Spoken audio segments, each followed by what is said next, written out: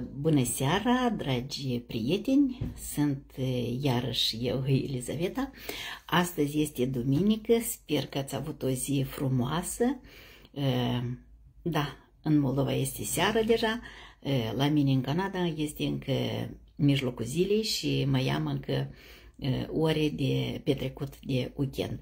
Sper că a fost bine și vreau să încep astăzi cu o afirmație care o repet în toată ziua pentru mine și cred că e bună și folositoare pentru toată lumea. Deci, se poate de afirmat o dată pe zi, de 2 ori pe zi, că cu fiecare zi eu sunt mai sănătoasă, cu fiecare zi eu sunt mai fericită, cu fiecare zi eu sunt mai bogată și cu fiecare zi sunt mai de succes. Deci, v-am spus o afirmație care o folosesc eu și dacă vă iese de folos, poftim, folosiți-o și voi. Deci, eu am promis că în luna august voi ieși în fiecare seară în direct să vorbesc, să povestesc despre fericirea mea, bucuria mea și oportunitatea mea care am acceptat-o în 2019. Deci, repet pentru ziua de ieri că clubul nostru In Cruises este un club unic în toată lumea, înregistrat în Statele Unite ale Americii și el ne dă foarte bune oportunități și posibilități. De exemplu, cum ar fi, ne dă posibilitatea de a ne alege, ne dă libertate nouă de ne alege. Vrem să fim membru al clubului sau membru partener. Ne dă posibilitatea să ne alegem unul din cele 3 planuri de înscriere în club. Ne dă încă o posibilitate că putem să ne rezervăm croaziere cu 30 de zile înainte, cu 90 de zile înainte sau chiar imediat. Și prin toate aceste modalități de rezervare noi putem să economisim. Asta a fost pentru ziua de ieri, am făcut ca o recapitulare. Și totodată clubul are și legile sau regulile sale pe care noi, ca parteneri sau ca membri, trebuie să le respectăm. Cum ar fi că rezervarea se face cu 50% din costul croazierii cu bani de pe cardul său bancar și 50% se face cu banii acumulați în contul personal. Sau, ce v-am spus și ieri, să știți că banii care noi ne acumulăm pentru a pleca în croazieră nu se rambursează ca bani. Ei se folosesc doar pentru călătorii, pentru croaziere, pentru hotele și pentru excursii. Deci, asta a fost recapitularea. Pentru ziua de astăzi avem altă temă. Și tema noastră este de astăzi: de ce croazierile sunt vacanțe ideale? Sau de ce eu personal, după ce am fost în prima croazieră, n-am mai vrut să încerc alt fel de odihnă, pentru că acesta mă ademinește și mă face din nou și nou să mă întorc în croaziere. Fiecare navă de croazieră are magia sa. De aceea eu, fiind deja în 6 călătorii cu diferite nave, salutare, Ecaterina, salutare, mulțumesc mult că mă urmărești. Da, Ecaterina este persoana care m-a inspirat și mi-a arătat această oportunitate. Mulțumesc că n-am trecut pe alături și mulțumesc ție, Ecaterina, că ai putut să îmi redai oportunitatea ca eu să o accept. Deci, primul motiv pentru care eu vreau din nou și în nou, da, exact, prima croazieră ca prima dragoste, da, mersi. Deci primul motiv și prima ce m-a atras, de ce m-au atras croazierile, este fiindcă într-o croazieră de 7 nopți sau 7 nopți, 8 zile, ai mai multe destinații în această vacanță. De exemplu, poți să vizitezi 3-4 țări și 5-6 orașe.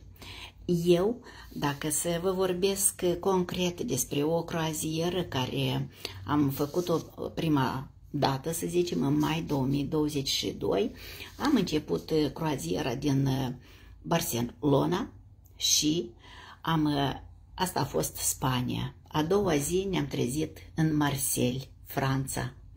A treia zi ne-am trezit în Genova, în Italia. Și tot în această croazieră am vizitat și Tunis. Iată, acolo am avut o experiență frumoasă și drept în port, ori lângă port, erau persoane care aveau cămile și noi am încercat și să ne urcăm pe cămile, să ne plimbăm puțin câteva minute acolo. Iată, de aceea spun că asta noi avem mai multe destinații unde putem să vedem mai multe orașe și mai multe țări. Acum, în ultima croazieră, am vizitat Malta, care nu mai am auzit de ea. Deci, asta este un motiv.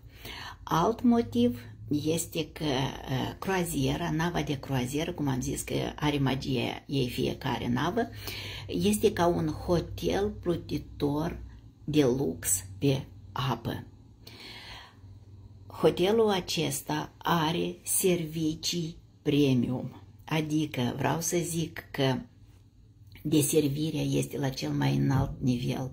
Tot timpul personalul care ne deservește sunt foarte amabili și unde n-am intrat în restaurant, la distracții, la bazin, peste tot ne zâmbesc și sunt foarte, foarte receptivi.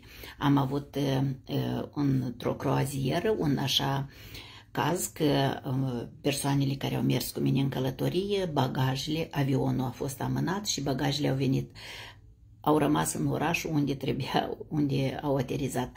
Și adresându-se pe navă la recepție, imediat au hotărât problema. S-au legat cu aeroportul și au primit bagajele în alt oraș, deja în altă țară, pe croazieră. Iată, eu am vrut să zic de servicii, sunt maximum. A doilea punct de ce eu vreau în croaziere, al treilea motiv ar fi că economisesc timp și economisesc și bani. Economisesc bani prin aceea că acumulându-mi cu clubul nostru Inclusis, eu banii care mi-i pun, clubul îmi pune și el încă atâta pentru a pleca în croaziere. Adică este un mod foarte convenabil de a economisi. Nicăieri, nici la agenție, nici în altă parte nu-ți fac reduceri și bani încă în plus. Și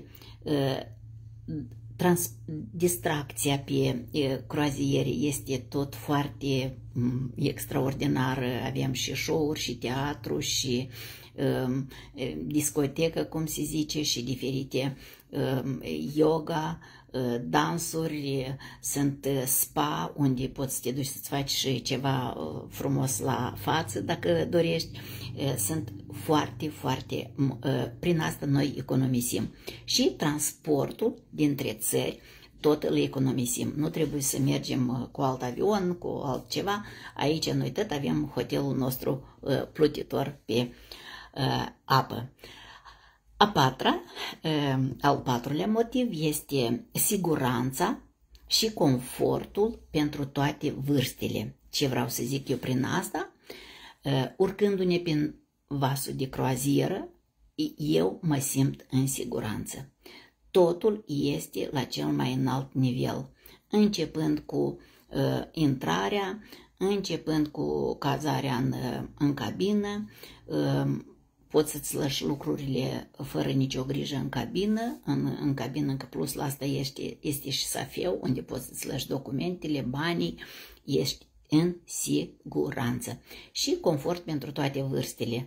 Pentru persoanele care fumează, spre exemplu, este special piscină, special jacuzzi, unde poate să fie acolo și să bei și cocktailuri și tot asta este pentru fumători. Pentru persoanele mai în vârstă poate să se retragă să asculte o muzică jazz sau retro. Pentru copii sunt distracțiile lor, peste tot este siguranță. Peste tot este siguranță. Și la aceeași mâncare știm că este tot timpul proaspătă și cel mai important pentru persoanele care se îngrijorează, nu adaugi în kilograme. Nici cum nu adaugi în kilograme. Eu cum m-am dus, așa și m-am întors. Deci avem siguranță. Și a cincilea motiv este că te simți răsfățat, important acolo și plin de viață și bucurie. Te simți important pentru că nimeni nu știe cine ești tu, câți bani ai, acolo sunt toți oamenii egali, toți au venit să odihnească pe croazieră. Plin de bucurie, vreau să zic că chiar și persoanele care zic că au tensiune, se simt nu chiar bine, că se tem de apă, că nu știu ce, urcându-se pe croazieră, nu își fac probleme și nu mai iau pastile. Asta am vrut să zic, că este foarte, foarte confortabil și bine. Este plăcut pe nava de croazieră. Deci, avem aceste 5, eu am aceste 5 motive, ele sunt cu mult mai multe. Eu vreau să vă rog să vă gândiți la viața voastră, să vă gândiți ce puteți să schimbați în viața voastră și să luați o decizie, să aveți curajul de a lua decizia aceea dacă vă doriți ceva schimbări, pentru că cu clubul acesta, care este unic în întreaga lume, într-adevăr vă puteți schimba viața.